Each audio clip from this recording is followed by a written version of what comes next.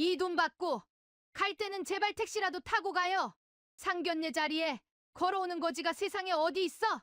예비 시어머니가 던진 돈 뭉치가 차가운 바닥을 뒹굴어요.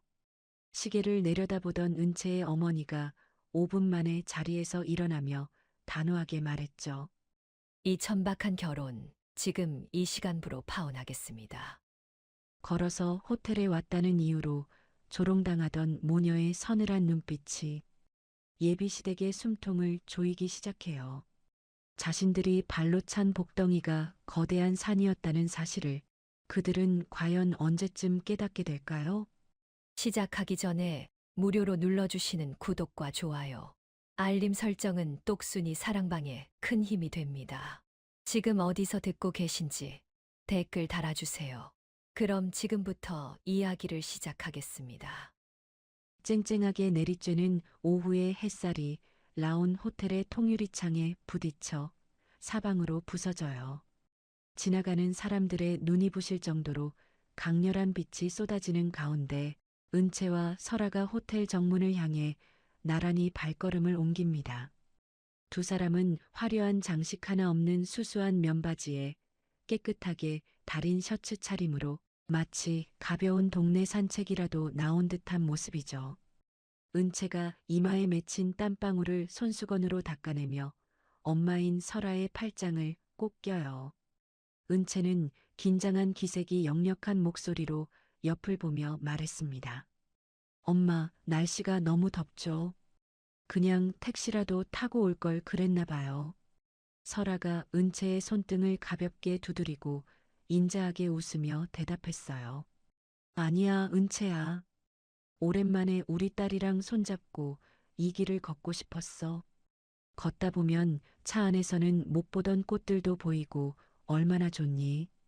설아는 평소와 다름없이 차분한 목소리로 은채를 안심시켰지만 은채의 눈동자에는 여전히 설렘과 걱정이 뒤섞여 일렁이고 있어요.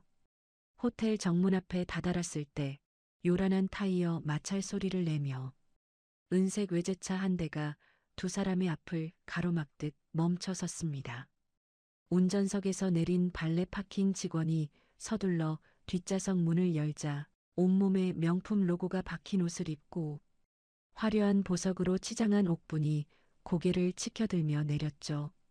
옥분은 차에서 내리자마자 코끝을 찡그리며 손부채질을 하더니 자기 앞을 지나가던 은채와 설아를 아래 위로 훑어봤어요. 옥분이 들고 있던 자동차 열쇠를 은채의 발등 위로 툭 떨어뜨리며 짜증 섞인 목소리로 외쳤습니다.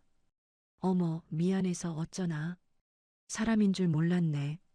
상견례 자리에 차도 없이 이 뙤약볕에 걸어오는 사람들이 있을 줄은 꿈에도 몰랐거든. 옥부는 은채의 발등에 맞고 바닥으로 떨어진 열쇠를 줍지도 않은 채 설아의 얼굴을 빤히 쳐다보며 비웃음을 날렸어요. 은채는 당혹스러운 표정으로 얼른 허리를 숙여 바닥에 떨어진 열쇠를 주워들었죠. 은채가 옥분에게 열쇠를 건네며 조심스럽게 인사를 건넸습니다. 어머니, 미리 와 계셨네요. 저희가 조금 늦었나요? 옥분은 은채가 건네는 열쇠를 낚아채듯 뺏어들고 자기 가방에 쑤셔 넣으며 쏘아붙였어요. 너희 집에는 차가 한 대도 없니? 아무리 그래도 그렇지. 사돈될 사람들 처음 만나는 자리에 땀범벅이 돼서 걸어오다니. 우리 기태가 평소에 너를 어떻게 입히고 다녔길래 꼴이 이 모양이야? 옥부는 마치 더러운 것이라도 본 듯 은채의 셔츠 소매를 손가락 끝으로 툭 치며 말을 이었습니다. 설아는 옥분의 무례한 행동에도 눈 하나 깜짝하지 않고 조용히 지켜봤죠. 설아가 옥분의 눈을 똑바로 응시하며 차분하게 입을 열었습니다. 날씨가 좋아서 딸아이와 대화를 나누며 걷고 싶었습니다. 건강에도 좋고 기분도 상쾌해지더군요. 설아의 목소리는 낮고 평온했지만 그 안에는 옥분의 기세에 전혀 눌리지 않는 단단함이 서려 있었어요. 옥분은 설아의 대답이 어이가 없다는 듯 코웃음을 치며 호텔 안으로 평평 걸어 들어갔죠. 호텔 내부로 들어서자 에어컨에 찬 공기가 두 사람의 살결에 닿았습니다. 안내 직원의 인도를 받아 호텔 최상층에 위치한 비밀스러운 VIP룸으로 들어서니 이미 기태와 그의 아버지 상만이 거드름을 피우며 자리에 앉아 있었어요. 상만은 은채와 설아가 들어오는 것을 보고도 자리에서 일어나기는커녕 찻잔을 만지작거리며 삐딱한 시선으로 두 사람을 맞이했죠. 상만이 찻잔을 탁자에 소리나게 내려놓으며 거만한 말투로 물었습니다. 그래, 은채 양 아버지는 일찍 돌아가셨다고 들었는데 지금 사는 집은 전세인가요? 아니면 월세인가요? 상만의 질문은 인사도 생략된 채 다짜고짜 상대의 형편을 떠보는 무례한 것이었어요. 옆에 앉아있던 기태는 은채의 표정이 어두워지는 것을 보고도 모른 척하며 오히려 은채의 손을 식탁 아래서 꽉 움켜쥐었죠. 기태가 은채의 귓가에 낮은 목소리로 속삭이듯 말했습니다. 은채야, 우리 아버지 성격 알잖아. 그냥 솔직하게 말씀드리고 결혼하면 우리 집 수준에 맞게 살겠다고 약속해. 기태의 말은 위로가 아니라 오히려 은채의 가슴에 비수를 꽂는 소리였어요. 은채는 자신의 편이 되어줄 줄 알았던 기태마저 시댁의 오만함에 동조하는 것을 보고 잡힌 손을 거칠게 뿌리치고 싶은 충동을 간신히 억눌렀습니다. 옥분이 다시 대화의 주도권을 잡으려는 듯 목소리를 높였죠. 세상에 요즘 같은 시대에 차 한 대 뽑을 돈이 없어서 상견례장에 걸어오는 집안이라니. 우리 집안 체면이 있지. 내가 남들한테 사돈떼기 걸어왔다고 어떻게 말을 하겠니? 옥부는 은채를 향해 눈을 가늘게 뜨더니 자신의 명품 가방에서 지갑을 꺼냈어요. 옥부는 5만 원권 뭉치를 꺼내 탁자 위로 툭 던지며 설아의 얼굴을 보며 말했습니다. 자, 이거 받아가요. 우리 기태랑 은채가 결혼하면 어차피 우리가 다 먹여 살려야 할 텐데 가는 길에는 이 돈으로 택시라도 타고 가시라고요. 구질구질하게 걸어다니는 꼴 다시는 보고 싶지 않으니까. 돈다발이 탁자 위를 구르며 설아의 찻잔 옆으로 떨어졌죠. 방 안에는 정적이 흘렀고 기태와 상만은 당연하다는 듯 그 광경을 지켜보고 있었어요. 설아는 탁자 위에 놓인 돈 뭉치를 물끄러미 바라보다가 자신의 손목시계를 내려다봤습니다. 상견례가 시작된 지 정확히 5분이 지나는 순간이었죠. 설아가 천천히 자리에서 일어나며 은채의 어깨를 감싸 안았어요. 설아가 차가운 얼음장 같은 목소리로 옥분을 향해 말했습니다. 사람의 가치를 고작 돈 몇 푼과 자동차로 판단하는 천박한 분들과는 우리 딸의 귀한 시간을 더 이상 낭비할 이유가 없겠군요. 옥부는 예상치 못한 설아의 반격에 당황하여 입을 벌린 채 설아를 올려다봤죠. 상만 역시 눈썹을 치켜세우며 의자에서 몸을 일으키려 했어요. 기태가 다급하게 은채의 팔을 붙잡으며 소리쳤습니다. 은채야, 너 지금 뭐 하는 거야?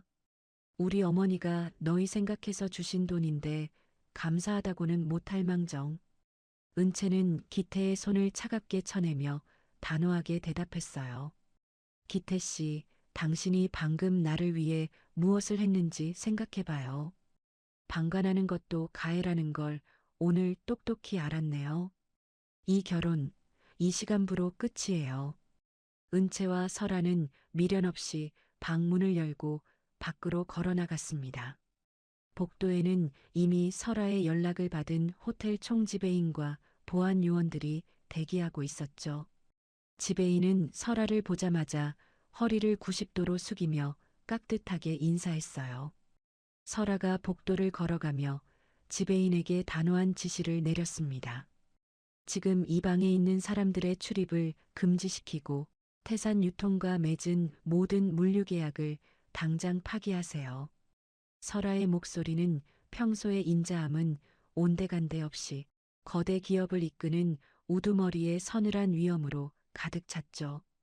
지배인은 당황하지 않고 신속하게 무전기에 대고 명령을 전달했어요.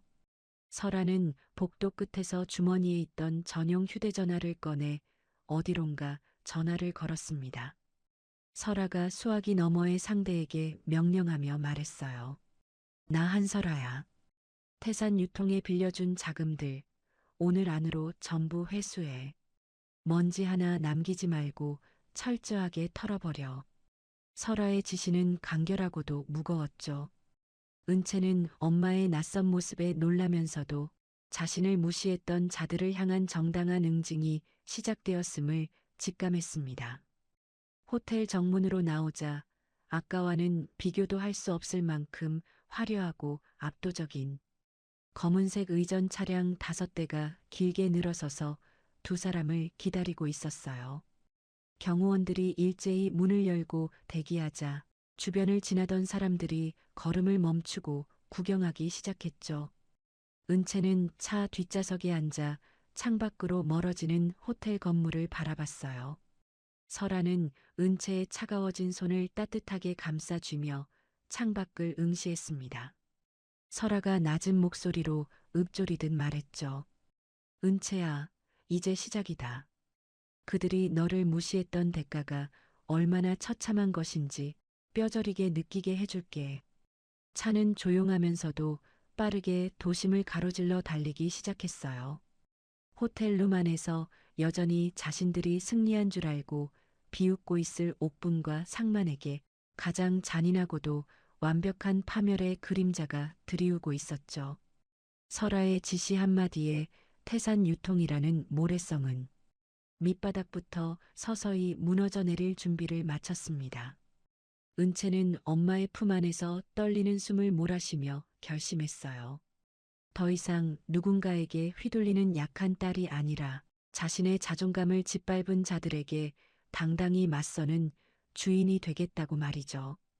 창밖으로 보이는 서울의 건물들이 빠른 속도로 뒤로 밀려나고 두 모녀의 본격적인 복수극은 이제 막막이 올랐습니다.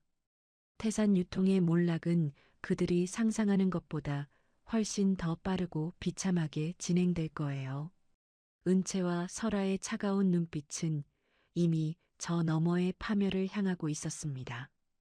은채와 설아가 폭풍처럼 방을 휘쓸고 나간 뒤에도 VIP 룸 안의 공기는 여전히 오만함과 천박함으로 가득 차 있었어요. 옥부는 설아가 남기고 간 서늘한 경고를 가난한 자들의 마지막 발악이라 치부하며 탁자 위에 놓인 금색 호출벨을 요란하게 눌러댔습니다.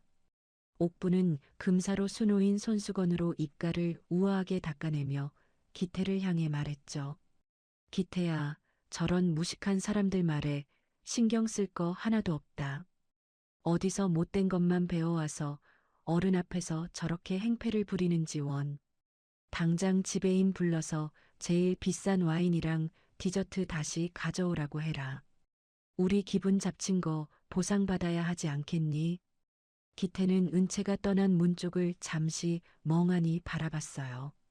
하지만 이내 어깨를 으쓱이며 옥분의 옆자리에 다시 편안하게 등을 기대고 앉았죠. 기태는 옥분의 비위를 맞추려는 듯 짐짓 밝은 목소리로 대답했습니다. 맞아요, 엄마. 은채가 긴장해서 잠깐 제정신이 아니었나 봐요. 조금 지나면 지가 먼저 잘못했다고 빌면서 전화 올 거예요. 우리 집 아니면 어디에 시집을 가서 이런 호강을 누리겠어요. 아마 지금쯤 호텔 로비에서 후회하면서 울고 있을걸요. 상만 역시 콧방귀를 뀌며 찻잔을 들어 올렸어요. 상만이 기태의 말을 거들며 거드름을 피웠죠. 내 말이 그 말이다. 은채, 저 아이, 우리 기태 없으면 당장 내일 먹고 살 걱정이나 해야 할 텐데. 사람이 분수를 알아야지 감히 누구 앞에서 파혼 소리를 입에 올려. 세 사람이 다시 승리감에 도취하여 웃음을 터뜨리던 그때였습니다. 구석자리에 놓아두었던 상만의 휴대전화가 진동음을 내며 요란하게 울리기 시작했어요. 상만은 미간을 찌푸리며 전화를 확인하더니 이내 얼굴색이 흑빛으로 변하며 자리에서 벌떡 일어났죠. 상만이 바들바들 떨리는 손으로 전화를 고쳐 잡으며 다급하게 외쳤습니다. 그게 무슨 소리야? 은행에서 대출 연장을 안 해주다니. 당장 내일이 만기인데 지금 원금을 전부 갚으라는 게 말이 돼? 지점장 연결해. 당장 지점장 바꾸란 말이야. 상만의 고함이 방 안에 날카롭게 울려 퍼지자 옥분과 기태의 웃음소리가 뚝 끊겼어요. 상만은 전화를 끊기도 전에 또 다른 전화가 걸려오자 식은땀을 줄줄 흘리기 시작했죠. 상만이 전화를 받으며 룸 안을 이리저리 서성거리는 모습은 마치 덫에 걸린 짐승 같았습니다.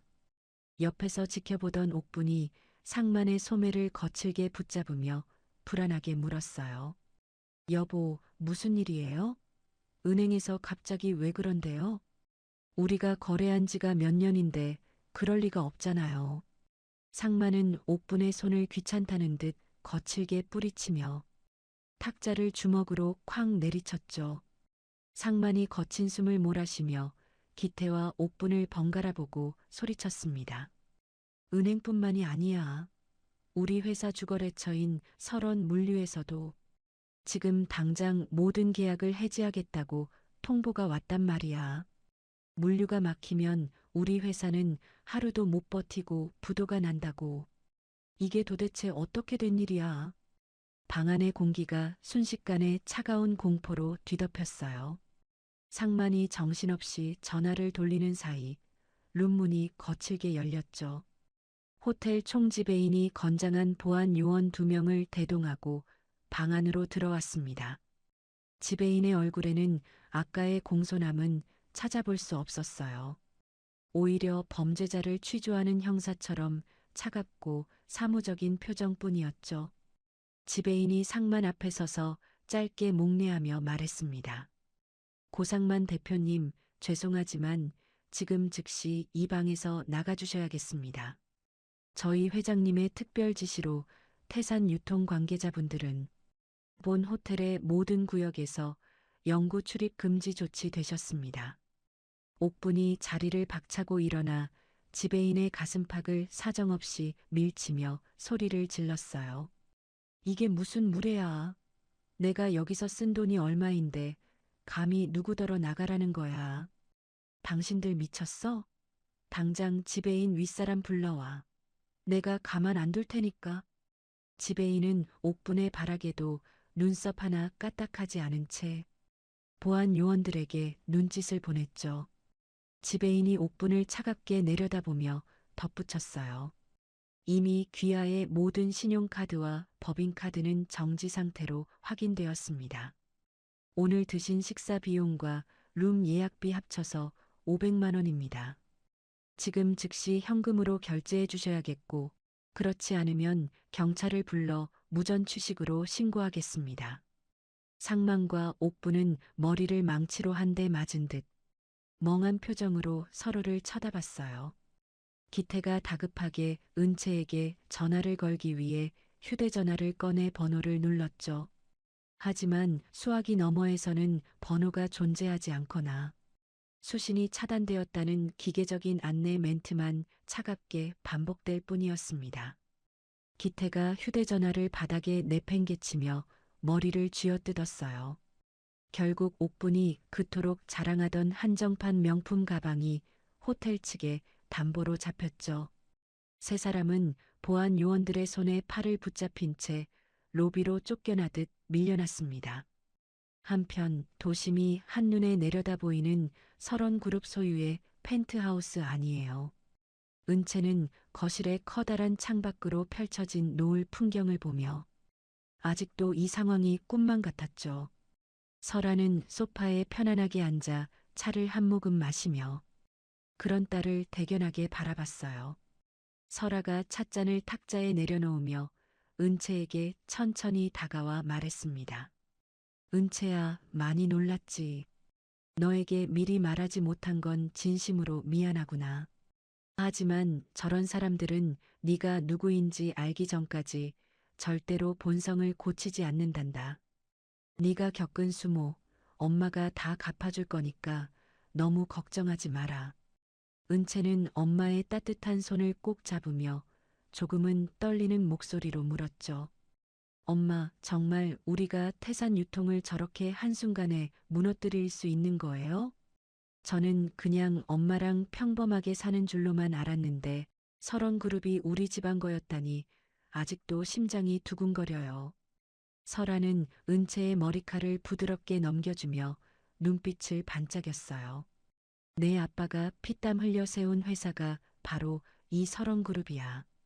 태산유통은 우리 물류 시스템 없이는 물건 하나 못 파는 작은 하청업체에 불과하단다. 은채야, 이제 네가 내 옆에서 그들이 어떻게 추락하는지 직접 지켜보렴. 사람을 업신여긴 대가가 얼마나 무거운지 똑똑히 보여줄 테니까. 다음 날 오후 화려한 명품관이 밀집한 백화점 입구입니다. 옥부는 어제의 수모를 잊으려는 듯 남은 자존심을 세우려 평소 자주 찾던 매장으로 들어갔죠. 옥부는 직원에게 진열된 수천만 원짜리 코트를 가리키며 거만하게 카드를 내밀었어요. 하지만 점원은 난처한 표정으로 단말기를 확인하더니 옥분에게 카드를 돌려줬습니다. 점원이 고개를 숙이며 옥분에게 조심스럽게 말했어요. 사모님, 죄송합니다만 이 카드는 거래 정지된 카드라고 나오네요. 혹시 다른 카드가 있으시면 그것으로 도와드릴까요? 옥부는 얼굴이 벌겋게 달아올라 가방 안에 모든 카드를 꺼내 점원의 얼굴 앞으로 던지듯 내밀었죠. 하지만 내놓는 카드마다 연달아 결제가 거부된다는 기계음만 매장에 울려 퍼졌어요. 매장 안에 다른 손님들이 옥분을 힐끔거리며 입을 가리고 수군거리기 시작했습니다. 옥분은 백화점 한복판에서 소리를 지르며 난동을 부리기 시작했죠. 그럴 리가 없어. 이게 다 그 가난뱅이 모녀가 나한테 저주를 걸어서 그런 거야. 당신들 내가 누군지 몰라? 나 태산 유통 사모님이야. 당장 결제해. 비슷한 시각 기태는 은채가 다니던 회사를 찾아가 로비에서 고함을 쳤어요. 기태는 은채가 나타나면 무릎이라도 꿇려 사과하게 만들고 다시 붙잡아서 집안을 살려내라고 협박할 작정이었죠. 하지만 은채의 팀장이 보안 요원들과 함께 내려와 차가운 얼굴로 기태를 가로막으며 말했습니다. 고기태 씨, 강은채 대리는 이미 어제 날짜로 사직서를 제출하고 퇴사했습니다. 그리고 우리 회사 기술 기밀을 당신네 회사로 빼돌리려 한 정황이 포착되었어요. 법무팀에서 당신네 회사를 고소할 예정이니 다시는 이곳에 발붙일 생각 마세요. 기태는 허탈한 표정으로 회사 건물 밖으로 질질 끌려나갔죠. 하늘에서는 예보에도 없던 차가운 빗줄기가 쏟아지기 시작했어요. 상마는 사무실에서 걸려오는 빚쟁이들의 전화를 받지 못한 채 책상 밑으로 몸을 숨기며 이빨을 부딪히며 부들부들 떨고 있었습니다. 그들의 화려했던 삶은 마치 빗물에 젖은 종이장처럼 속절없이 무너져 내리고 있었죠. 설아의 지시를 받은 법무팀은 이미 태산 유통의 장부를 낱낱이 파헤치고 있었어요. 언론사 사회부 기자들에게는 태산 유통의 하도급 갑질과 수년간 저질러온 세금 포탈 정황이 담긴 문건들이 익명으로 배달되었습니다. 은채는 설원그룹 본사 꼭대기층 집무실에서 그 모든 광경을 모니터로 지켜봤죠. 은채는 자신이 그토록 사랑한다고 믿었던 기태가 비에 젖은 채 초라하게 걷고 있는 뉴스 기사를 보며 입술을 지그시 깨물었어요. 어제까지만 해도 차 없이 걸어오는 자신들을 거지라며 비웃던 예비시댁 식구들이었습니다. 이제 그들은 외제차 한 대 굴릴 여유조차 사라진 채 차가운 빗속을 정처 없이 헤매는 진짜 거지의 처지가 되었죠. 설아는 딸의 어깨 위에 손을 올리며 창밖에 거센 빗줄기를 바라봤어요. 설아가 차분하면서도 단호한 어조로 은채에게 속삭였습니다. 은채야, 이제 겨우 시작이란다. 자신들이 발로 찬 게 단순한 사람이 아니라 거대한 산이었다는 걸 살점 하나하나가 떨어져 나가는 고통 속에서 뼈저리게 깨닫게 될 거다. 그들이 우리 앞에 와서 피눈물을 흘리며 빌 때까지 절대로 멈추지 않을 거야.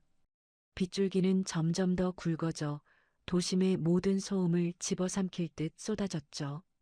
상견례장 호텔방에서 시작된 작은 분노의 불꽃은 어느새 태산 유통이라는 거대한 악을 태워버릴 맹렬한 불길이 되어 타오르고 있었어요. 은채와 설아의 눈동자에는 슬픔 대신 차가운 정의의 불꽃이 일렁였습니다. 졸부들의 몰락을 알리는 전주곡은 이제 막 웅장한 소리를 내며 시작되었죠. 세상은 다시 한번 주인이 누구인지 똑똑히 알게 될 거예요. 도심 외곽의 낡고 어두운 건물 지하에는 자욱한 담배 연기가 안개처럼 깔려 있어요. 한때 촉망받는 기업의 후계자였던 기태는 이제 구겨진 와이셔츠 차림으로 낡은 가죽 소파 끝에 걸터 앉아 연신 손톱을 깨물고 있습니다. 방 안쪽에서 육중한 의자가 천천히 돌아가며 얼굴에 깊은 흉터가 있는 사채업계의 대부 마석구가 모습을 드러냈죠. 마석구는 길게 타들어가는 담배를 재떨이에 비벼 끄며 기태를 빤히 응시했어요. 마석구가 가래 끓는 목소리로 비릿한 웃음을 지으며 물었습니다. 고기태 씨, 우리 같은 사람들은 냄새를 아주 잘 맡거든. 지금 당신 몸에서 나는 이 지독한 패배의 냄새 말이야. 그래, 그 잘나가던 태산 유통이 하루아침에 무너지니까 앞이 캄캄한가. 기태는 마석구의 서늘한 눈빛에 압도되어 마른 침을 꿀꺽 삼키며 대답했죠. 시키는 건 뭐든 하겠습니다. 그 여자들 때문에 우리 아버지는 쓰러지기 일보 직전이고 엄마는 제정신이 아니에요. 제발 그 모녀를 지옥으로 보낼 수만 있다면 영혼이라도 팔겠습니다. 방법이 있습니까? 제발 알려주세요. 기태의 목소리는 분노와 절망이 뒤섞여 비참하게 떨리고 있었어요. 마석구는 기태의 비굴한 모습이 만족스러운 듯 탁자 위로 몸을 쑥 내밀었죠. 마석구가 금고에서 누렇게 빛바랜 사진 몇 장을 꺼내 탁자 위에 펼쳐놓으며 말을 이었습니다. 은채의 아버지가 죽기 전에 남긴 비밀 장부가 하나 있을 거야. 그걸 찾아오면 당신 집 빚은 물론이고 설원그룹의 목줄을 쥐게 해주지. 그게 바로 당신이 다시 외제차 타고 떵떵거릴 수 있는 유일한 열차표야. 어때? 한번 해보겠나? 아니면 그냥 이대로 길거리에서 굶어 죽을 텐가? 기태는 사진 속 은채의 얼굴을 증오 섞인 눈으로 쏘아보며 주먹을 불끈 쥐었어요. 기태가 이빨을 득득 깔며 마석구에게 외쳤습니다. 찾아오겠습니다. 그게 어디에 있든 은채의 심장을 도려내는 한이 있어도 찾아낼게요. 그 장부만 있으면 정말 우리 집 다시 살릴 수 있는 거죠? 마석구는 대답 대신 기태의 어깨를 툭툭 치며 음흉하게 웃었죠. 비슷한 시각 인천공항 입구에는 한눈에 봐도 범상치 않은 체격의 남자가 서 있어요. 검은색 코트를 어깨에 걸치고 선글라스를 쓴 한도준은 특수부대 출신다운 절도 있는 걸음걸이로 입국장을 빠져나왔습니다. 한도준은 미리 마중 나와 있던 비서에게 서류 가방을 건네받으며 차갑게 물었죠. 누님과 은채는 무사합니까? 태산 유통이라는 하찮은 곳이 감히 우리 가족을 건드렸다고 들었습니다. 그놈들 지금 어디서 뭘 하고 있습니까? 비서가 차 문을 열며 한도준에게 공손하게 대답했어요. 현재 설아 회장님께서 태산 유통을 압박하고 계시지만 사채업자 마석구가 개입하면서 상황이 조금씩 꼬이고 있습니다.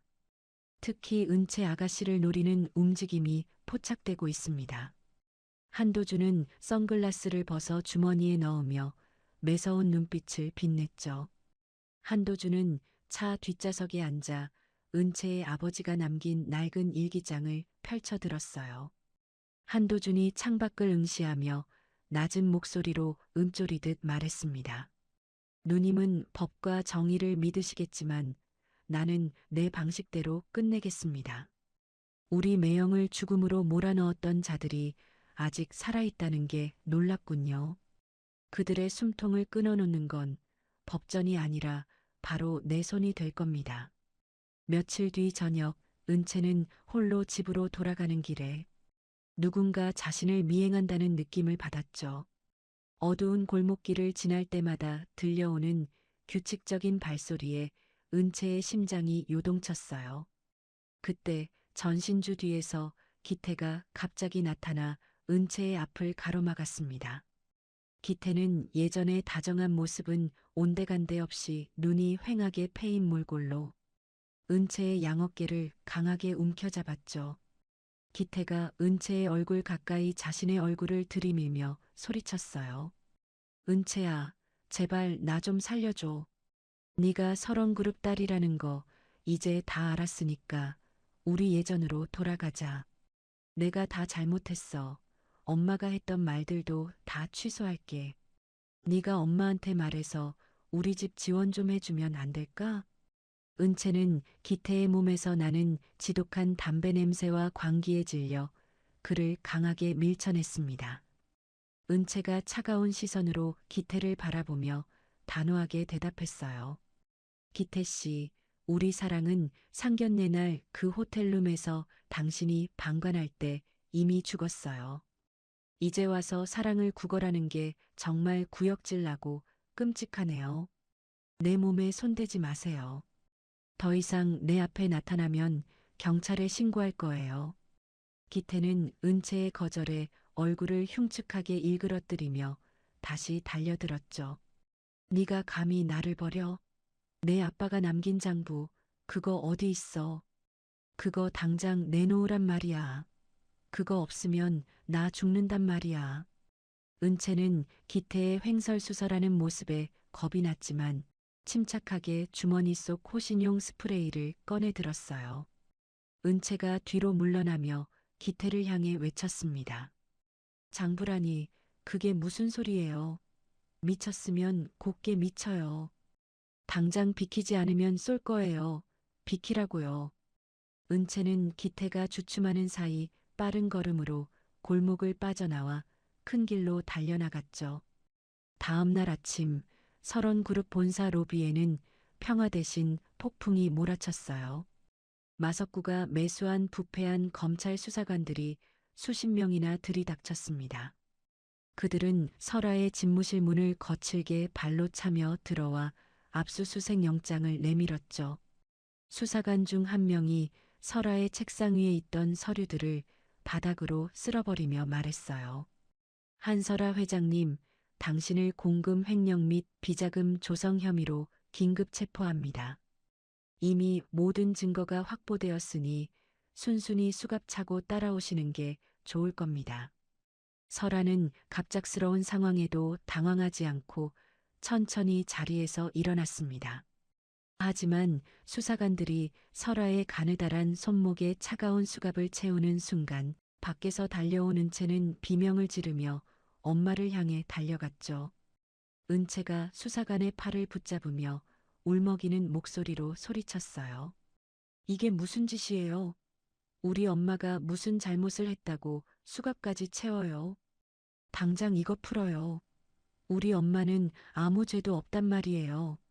설아는 수갑이 채워진 손을 뒤로 감추며 은채를 향해 부드럽게 미소 지었어요.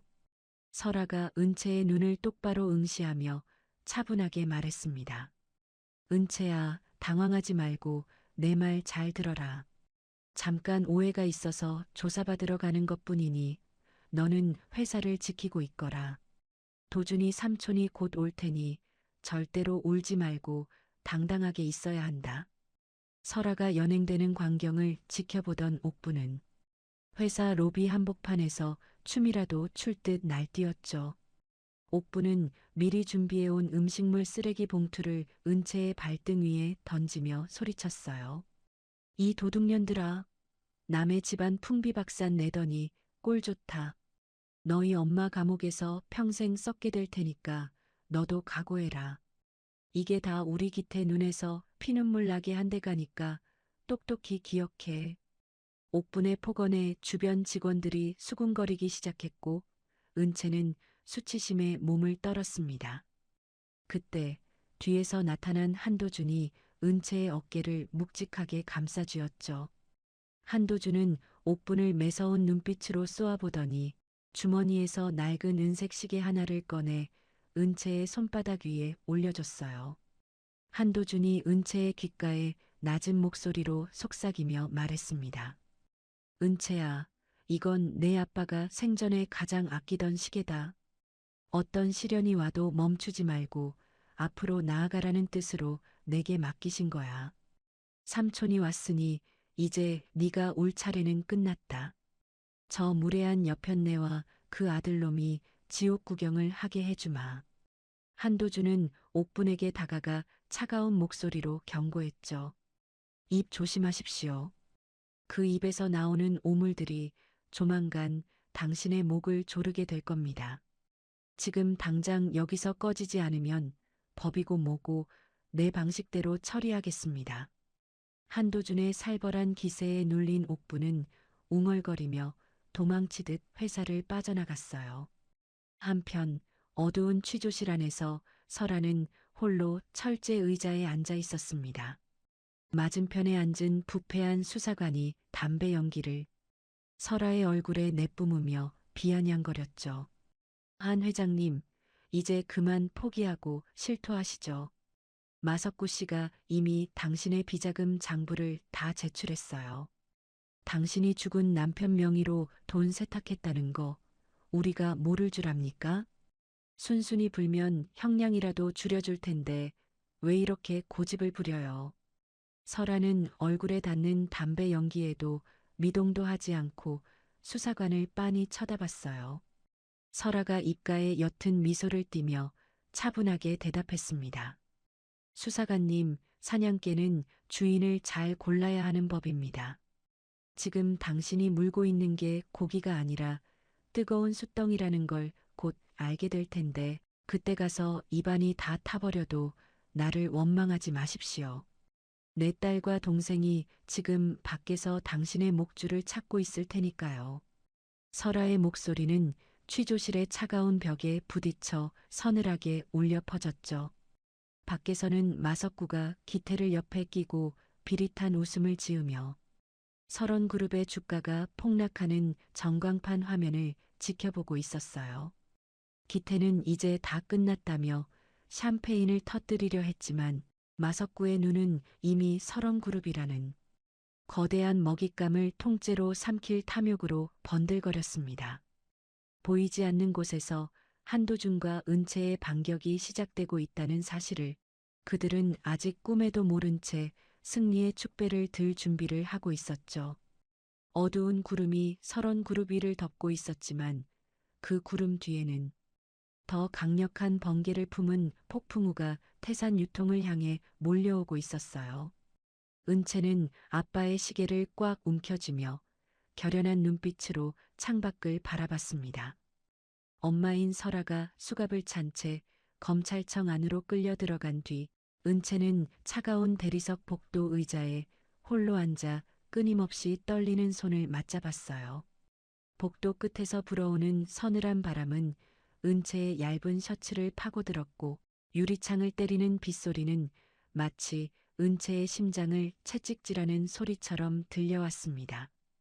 은채는 절망적인 마음으로 고개를 떨군 채 아빠가 남겨주신 시계의 초침 소리에만 집중하며 간절히 기도를 올렸죠.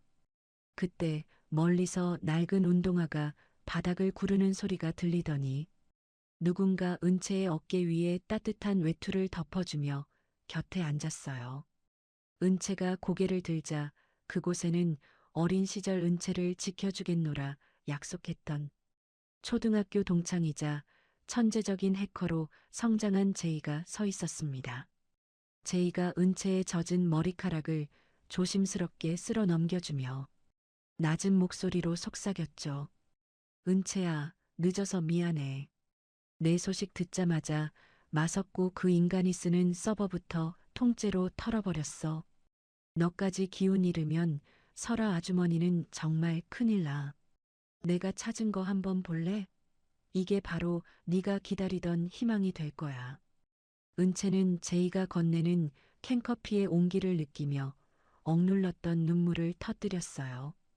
은채가 제이의 소매를 붙잡으며 간절한 눈빛으로 대답했습니다. 제이야, 정말 고마워.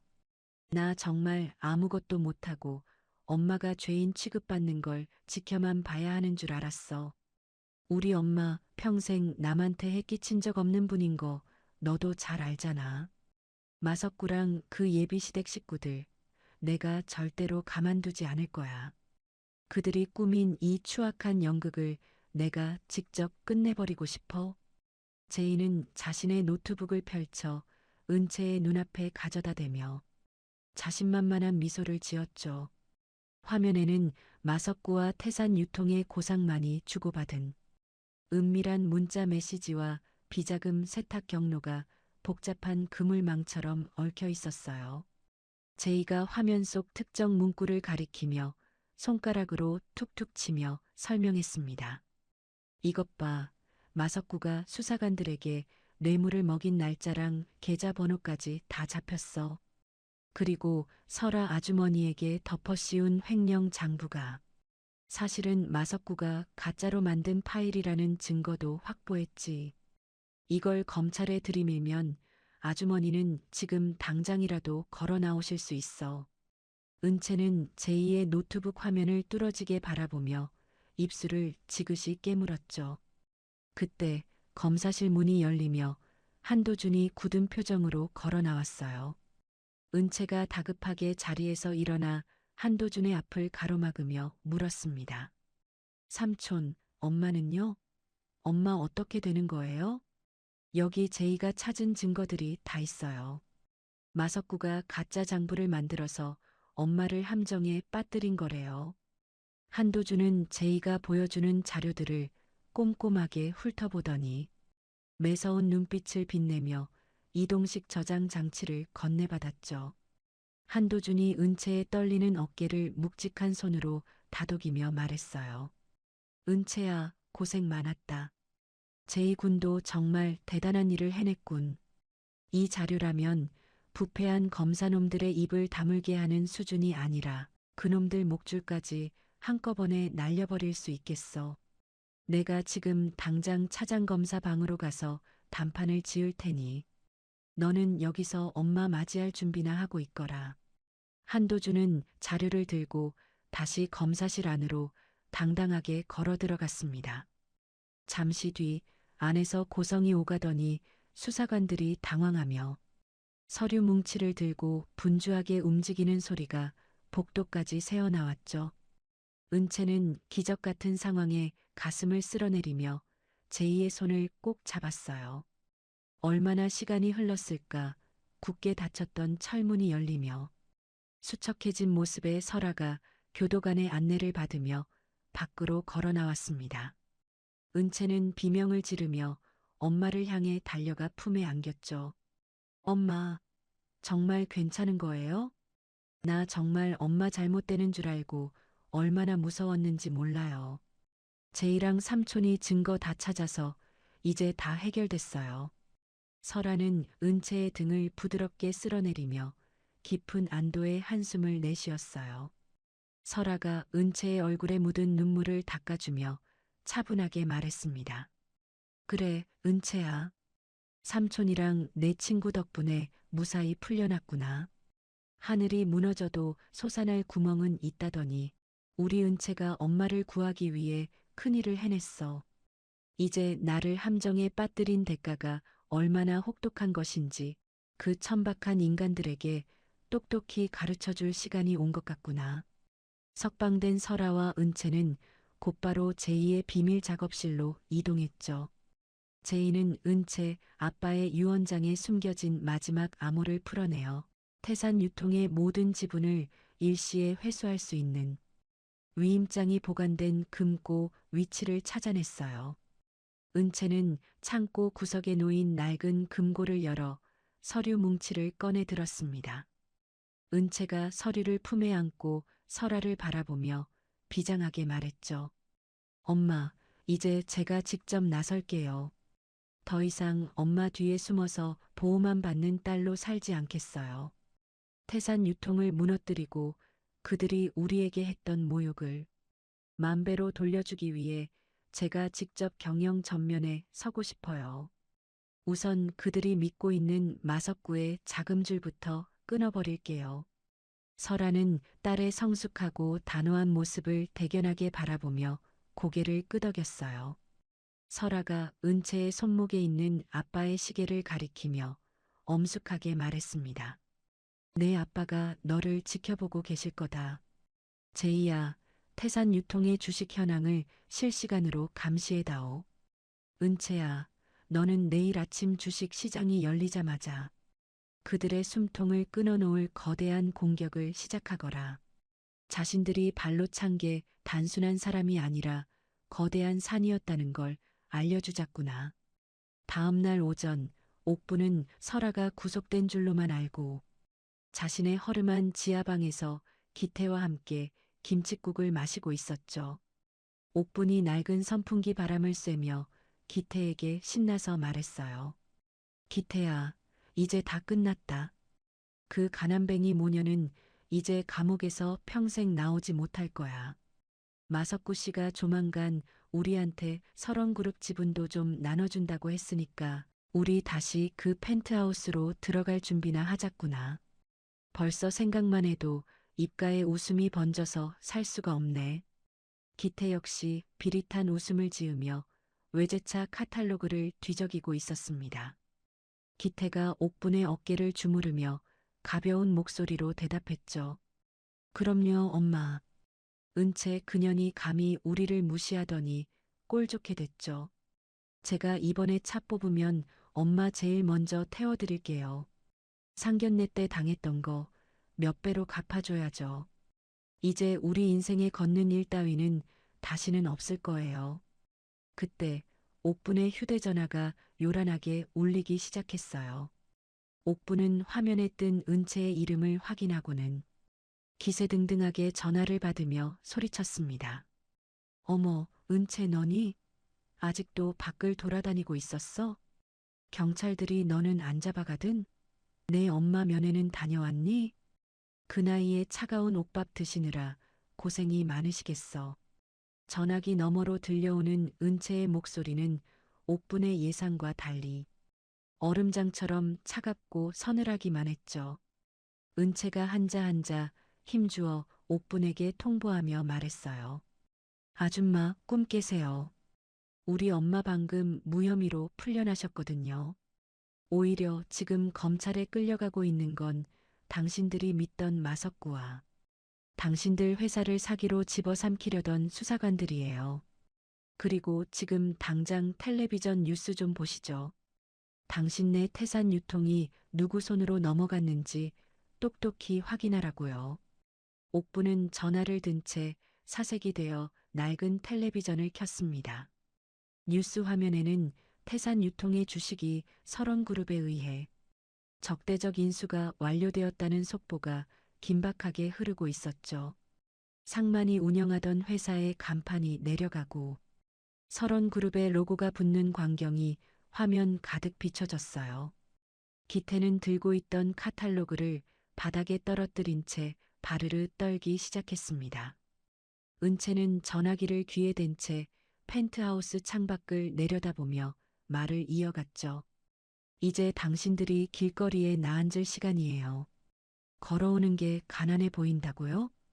이제는 걷고 싶어도 다리에 힘이 풀려서 못 걷게 만들어 줄게요.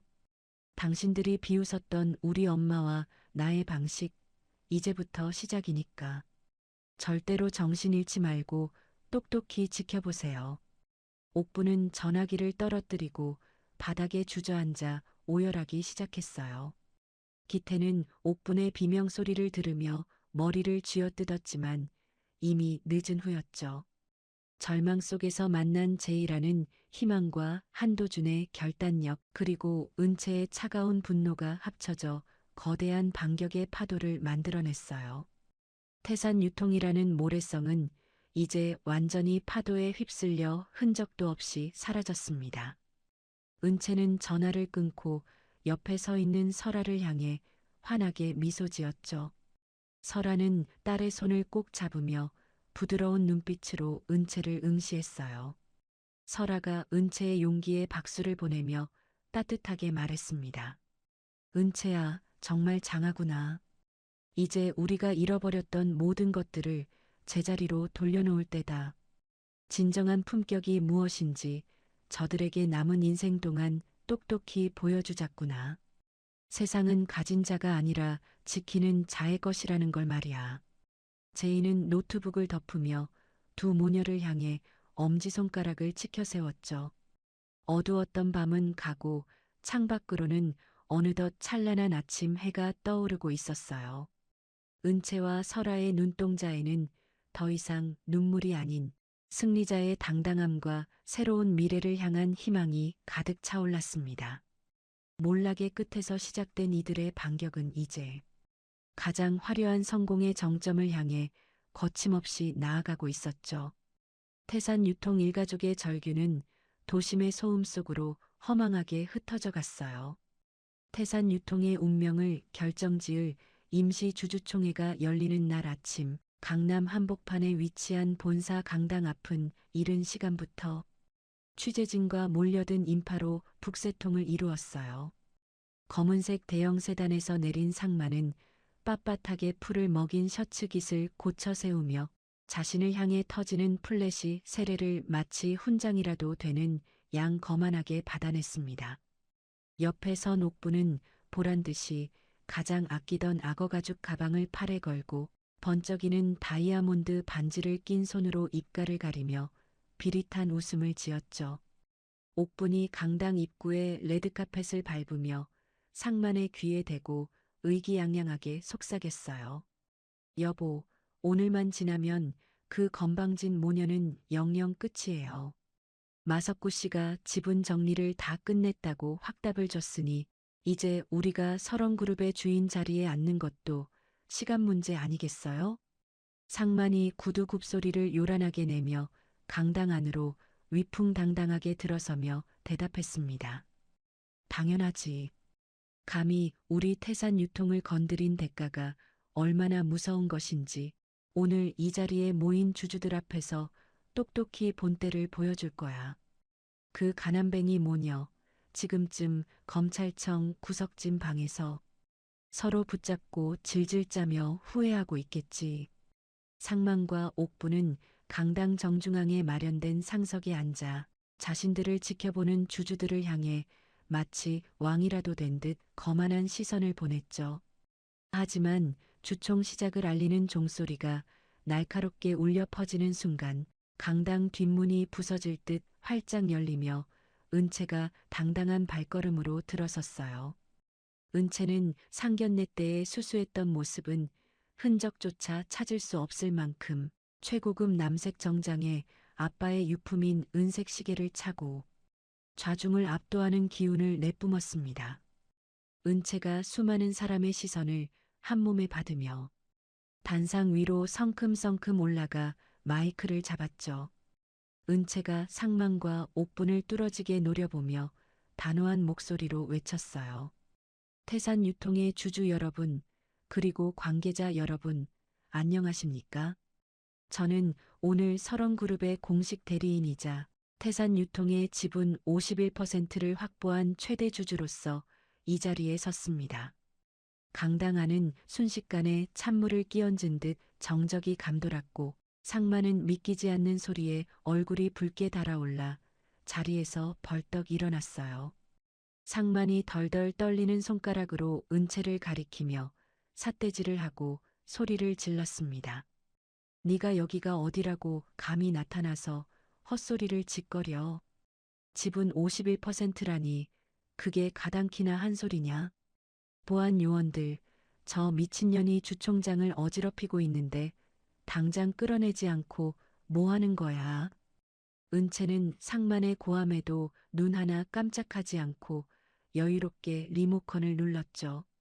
강당 중앙의 대형 화면에는 상만이 그동안 저질러온 이중 장부 기록과 하청업체들을 압박해 비자금을 조성했던 정황들이 낱낱이 공개되었어요. 은채가 당황해서 어쩔 줄 모르는 상만을 향해 비릿한 미소를 지으며 말했습니다. 고상만 씨, 당신의 추악한 시대는 정확히 10분 전에 끝났습니다. 이미 이 사진의 과반수가 당신의 대표이사 해임안에 서명했고, 저는 오늘부로 태산 유통의 모든 경영권을 설원그룹으로 귀속시킬 것을 선언합니다. 당신이 남의 눈에 피눈물 흘리게 하며 쌓아올린 이 가짜 성, 오늘 제 손으로 직접 무너뜨려 드렸습니다. 옥부는 눈앞에서 펼쳐지는 광경이 꿈인 듯 머리를 감싸 쥐다가 이내 이성을 잃고 비명을 지르며 은채를 향해 달려들었죠. 옥분이 은채의 머리채를 잡으려 손을 뻗으며 악에 받쳐 비명을 질렀어요. 이 독한 년아, 네가 감히 우리 집안을 망쳐놓다니. 내 엄마랑 같이 감방에서 썩었어야 할 년이 어떻게 살아 돌아온 거야. 이거 놓으란 말이야. 내 집 돌려내. 대기하고 있던 한도준의 보안팀 요원들이 순식간에 옥분을 가로막아 제압했습니다. 한도준이 옥분의 팔을 뒤로 꺾어 고정하며 서늘한 목소리로 경고했죠. 입 조심하십시오. 지금 이 모든 추태는 실시간으로 녹화되고 있으며 당신이 내뱉는 천박한 말 한마디가 추가 고소의 명확한 증거가 될 겁니다. 조용히 나가는 게 그나마 남은 인간으로서의 도리를 지키는 길일 텐데요. 옥부는 보안 요원들에게 질질 끌려나가며 강당 바닥을 발로 차고 악담을 퍼부었어요. 상만 역시 다리에 힘이 풀려 주저앉아 멍하니 천장만 바라봤고 그때 강당 뒷문을 열고 들어온 수사관들이 상만의 앞을 가로막았습니다. 형사가 상만의 손목에 차가운 수갑을 채우며 엄중하게 말했죠. 고상만 씨, 당신을 대규모 횡령 및 탈세 혐의로 긴급 체포합니다.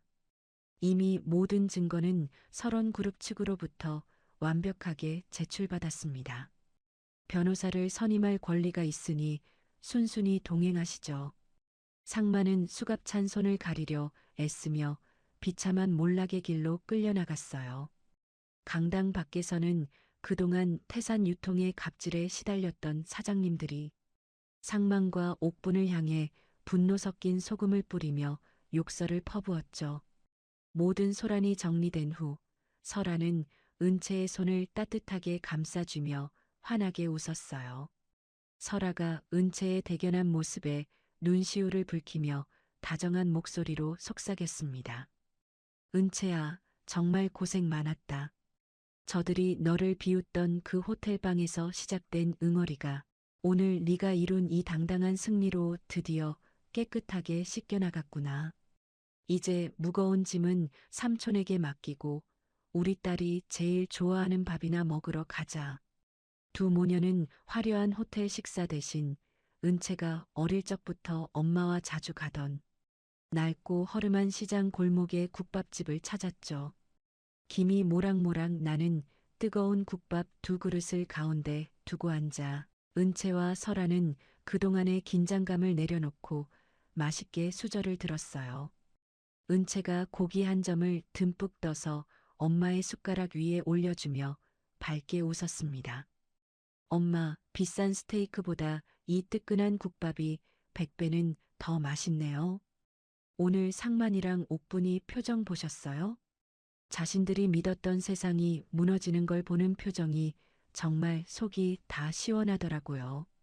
설아가 국밥 국물을 한 모금 들이키고 깊은 안도의 한숨을 내쉬며 대답했죠. 그래, 사람을 외모와 차 한 대로만 판단하던 그들에게는 오늘의 몰락이 평생 뼈에 사무치는 교훈이 되었을 거다. 은채야, 진정한 복수는 그들을 파멸시키는 것으로 끝나는 게 아니야.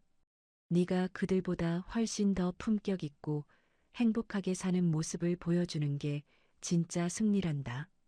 식사를 마친 두 사람은 제이와 만나 향후 자산 처리 계획을 논의했어요. 제이가 노트북 화면에 태산 유통에 남은 자산 처분 리스트를 띄우며 말했습니다. 은채야, 상만이네 집이랑 그동안 사들였던 외제차들 전부 압류 들어갔어.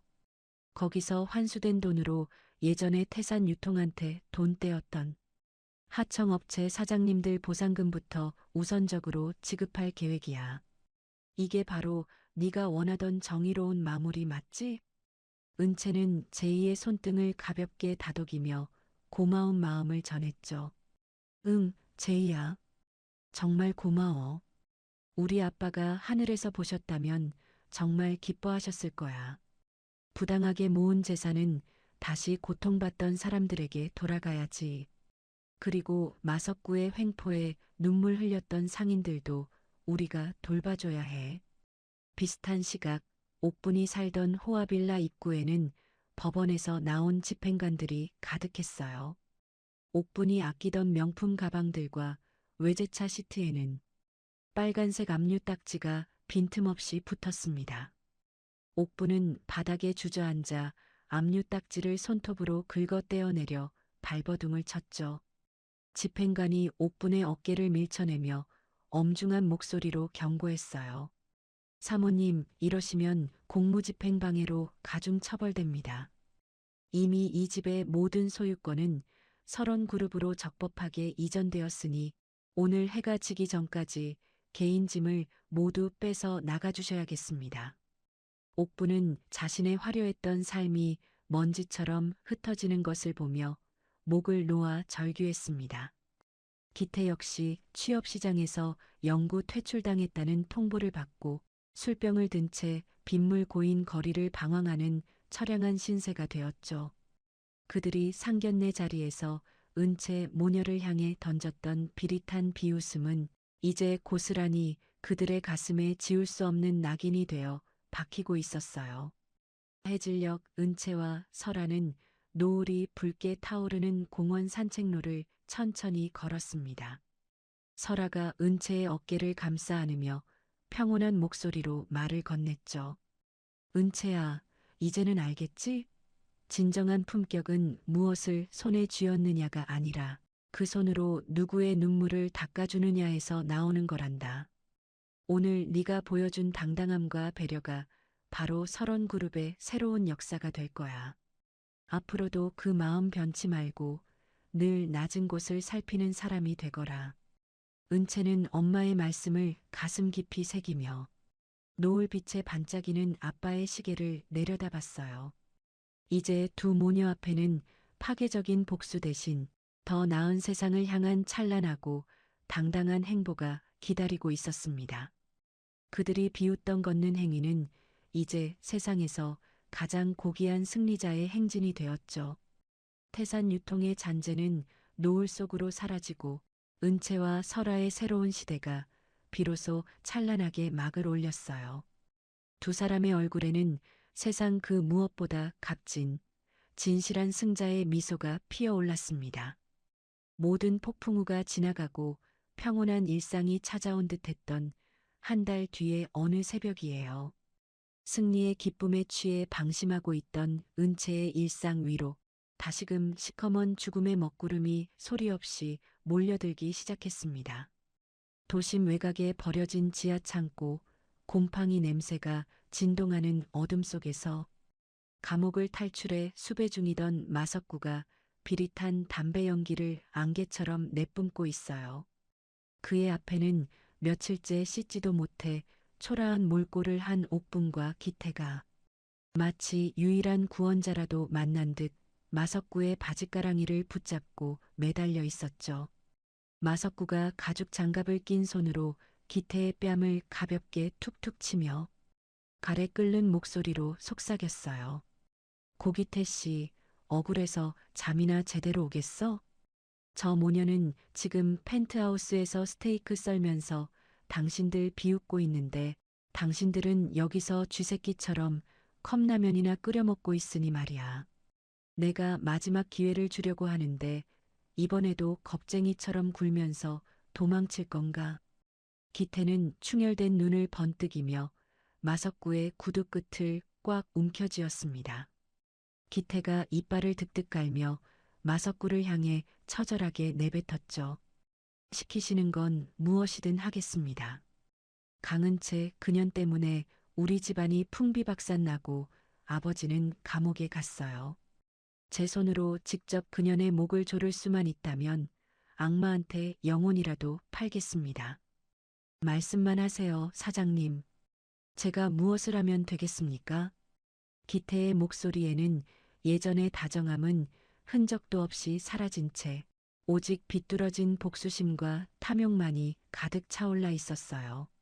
옆에서 지켜보던 옥분 역시 광기 어린 눈빛으로 고개를 세차게 끄덕였죠. 옥분이 헝클어진 머리칼을 뒤로 넘기며 마석구에게 애원하듯 말을 이었어요. 사장님, 제발 우리 좀 살려주세요. 그 모녀만 없애버릴 수 있다면 제가 무슨 짓인들 못하겠어요. 은채 그년이 제일 소중하게 생각하는 게 그 잘난 엄마니까 은채를 미끼로 쓰면 한서라도 제 발로 기어 나올 게 뻔해요. 그때 한꺼번에 숨통을 끊어버리자고요. 제발 제 소원 좀 들어주세요. 마석구는 두 사람의 비참한 몰락이 만들어낸 광기에 만족한 듯 크게 웃음을 터뜨렸습니다. 마석구가 기태의 손에 낡은 대포폰 하나를 쥐어주며 싸늘하게 명령했죠. 좋아. 그럼 지금 당장 은채에게 연락해. 내 엄마가 길거리에서 쓰러져서 위독하다고 거짓말을 하란 말이야. 정이 많은 년이니 분명히 혼자 확인하러 달려올 거다. 준비된 차로 납치해서 예전 태산 유통 창고로 데려와. 알겠나? 내 인내심이 그리 길지 않으니 실수하지 마라. 비슷한 시각 은채는 늦은 밤까지 사회공헌재단 행사를 마치고 귀가하던 중이었어요. 지하 주차장에서 차에 오르려던 은채의 휴대전화로 기태의 다급한 문자 메시지가 도착했죠. 은채야, 제발 한 번만 도와줘. 엄마가 길에서 쓰러지셨는데 의식이 없어. 병원비가 없어서 입원도 못 시키고 차가운 길바닥에 누워 계셔. 너한테 죽을 죄 지은 거 알지만 마지막으로 한 번만 와주면 안 될까? 은채는 기태를 증오하면서도 옥분이 위독하다는 말에 상견례 때 보았던 옥분의 초라해진 모습이 떠올라 마음이 크게 흔들리고 말았어요. 은채가 운전대를 잡으며 불안하게 입술을 깨물고 중얼거렸습니다. 아무리 나쁜 사람들이라도 생명이 위급하다는데 모른 척할 수는 없지. 삼촌한테 연락할까? 아니야. 일단 확인만 하고 바로 돌아오자. 가족 일인데 내가 너무 야박하게 구는 건 아닐까 걱정되네. 은채는 기태가 알려준 도심 외곽의 한적한 골목 어귀로 차를 몰았죠. 하지만 차에서 내리자마자 어둠 속에서 검은 옷을 입은 괴한들이 달려들어 은채의 입을 막았어요. 기태는 근처 전신주 뒤에서 그 광경을 지켜보며 비열한 웃음을 지었습니다. 기태가 발버둥 치는 은채의 귓가에 차갑게 입술을 대고 속삭였죠. 은채야, 속아줘서 정말 고맙다. 네가 이렇게 멍청하게 정에 휘둘릴 줄은 몰랐는데 말이야. 이제 네가 우리 대신 지옥으로 가줘야겠어. 우리 엄마가 너를 위해 아주 특별한 자리를 마련해 두셨거든. 정신을 잃었다가 깨어난 은채가 마주한 곳은 먼지가 자욱하고 차가운 냉기가 뼛속까지 스며드는 폐물류 창고였어요. 은채는 손발이 단단히 묶인 채 낡은 철제 의자에 고정되어 있었고 그 앞에는 옥분이 섬뜩한 미소를 지으며 은채를 내려다보고 있었죠. 옥분이 은채의 뺨을 사정없이 내리치며 찢어지는 고함을 질렀어요. 이 독한 년아, 네가 감히 우리를 이 지경으로 만들어 놓고 잠이 오니? 호텔 상견례 자리에서 우리를 비웃으며 나갈 때가 내 인생 마지막 전성기였어. 이제 너는 여기서 평생 나가지도 못하고 썩게 될 거야. 내 엄마가 오면 너희 둘을 같이 이 창고 지하에 묻어버릴 테니까 각오해. 은채는 뺨이 시뻘겋게 부어오르는 고통 속에서도 옥분을 똑바로 응시했습니다. 은채가 떨리는 목소리를 간신히 가다듬으며 옥분을 향해 단호하게 말했죠. 아줌마, 제발 정신 좀 차리세요. 지금 마석구 같은 인간한테 철저하게 이용당하고 계신 거예요. 지금이라도 멈추고 자수하면 제가 엄마한테 말해서 선처를 부탁해 볼게요. 정말 살인범이 되어서 평생 감옥에서 썩고 싶은 거예요? 그게 복수인가요? 옥부는 은채의 말에 광기 어린 코웃음을 치며 옆에 있던 얼음물을 은채의 머리 위로 쏟아부었어요. 옥분이 바닥을 뒹구는 빈 양동이를 거칠게 발로 차며 소리쳤습니다. 닥쳐, 선처? 내까짓 게 뭔데 감히 나를 동정하고 훈계해. 내가 살인범이 되든 말든 무슨 상관이야. 이미 내 인생은 쓰레기통에 처박혔는데 너랑 내 엄마가 피눈물 흘리며 죽어가는 꼴을 봐야 내 속이 시원해질 것 같거든. 기태야, 어서 한설아한테 전화 걸어라. 당장.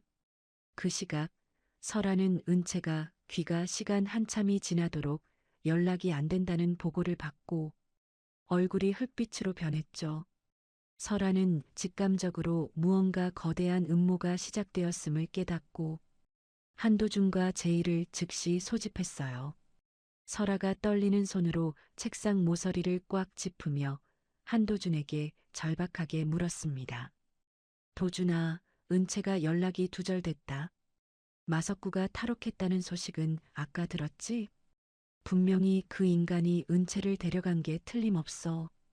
어떻게든 위치를 찾아내야 한다. 내 딸한테 무슨 일이라도 생기면 나는 살 수가 없어. 한도준은 이미 방탄복을 챙겨 입고 권총을 점검하며 냉철하게 상황을 정리하고 있었죠. 한도준이 설아의 떨리는 어깨를 묵직한 손으로 누르며 안심시키듯 말했어요. 누님, 진정하십시오. 마석구가 은채를 납치했다면 분명히 누님께 연락이 올 겁니다. 돈이든 경영권 포기 각서든 요구할 게 뻔하니까요. 제이야, 은채 시계에 심어둔 정밀 위치 추적기 신호는 잡히고 있나? 제이는 노트북 화면에 뜬 복잡한 위성 지도와 전파 그래프를 보며 미간을 깊게 찌푸렸습니다. 제이가 자판을 쉴 새 없이 두드리며 답답함이 섞인 목소리로 대답했죠. 삼촌, 상황이 좋지 않아요. 마석구 일당이 군사용 전파방에 장치를 썼나 봐요. 신호가 근처까지는 잡히는데 정확한 좌표가 나오질 않아요. 이 좁은 구역에 창고가 수백 개인데 일일이 뒤지기엔 시간이 너무 부족해요. 드론을 띄워서 근접 신호를 찾는 수밖에 없어요.